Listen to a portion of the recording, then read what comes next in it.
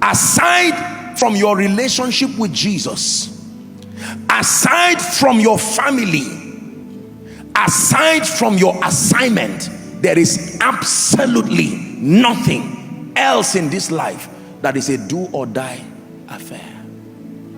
Why are you allowing the issue of the job to kill you? Are you that cheap to give it the power to kill you? Why are you allowing the fact that you were not recognized in an occasion? This thing happened January until now. You have developed, you are almost sick because your ego was stung. So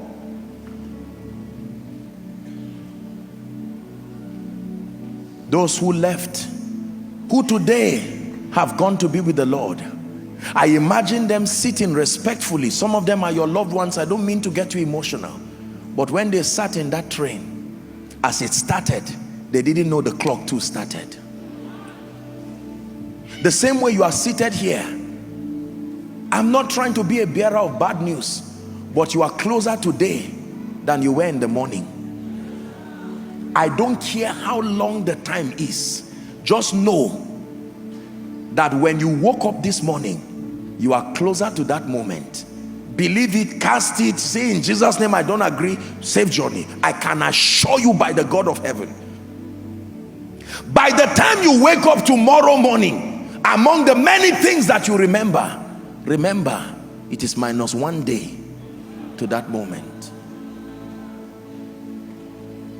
So when you are fighting and dragging for your ego, let wisdom stand in between to separate you and say there is no time for this.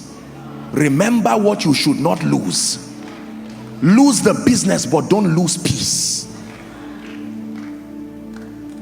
Lose whatever, but don't lose peace.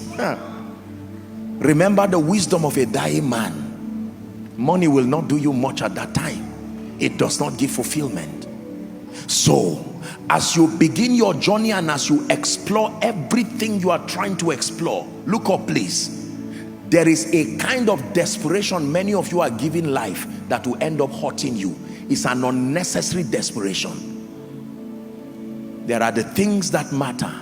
The chiefest among them is peace. Tie it around you. No matter what happens, refuse to let your peace go.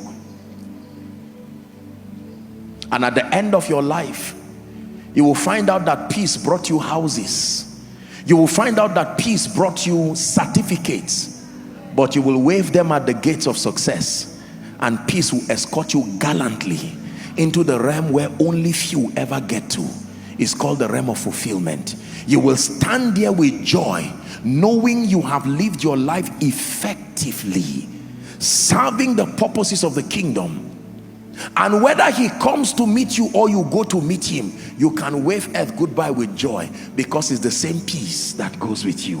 Jesus said, my peace. Africa, hear me. It may look like we've lost everything. Nigeria, I know the cost of fuel, the cost of diesel. I know that terrorism is everywhere. People have lost their homes. People have lost their loved ones. And if I ask you, what do you have left? I know you will say nothing. Let me show you that in all that you lost, you really did not lose anything, because there is something Satan wants to take. My message is to help you to protect it with all you've had. I may lose my family members, but I have peace. I may not have gotten the job yet, but I have peace.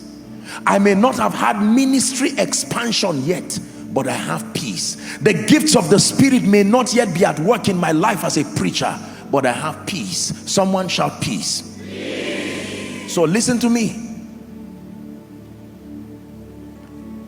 Psychology and psychologists call it security, and you need to be secured. They call it variety or dynamism. They call it significance, your pedigree. They call it love and acceptance, that craving to be handed a right hand of fellowship into circles and spheres. They call it growth and achievement. They call it impact and contribution. The master only calls it one word: peace.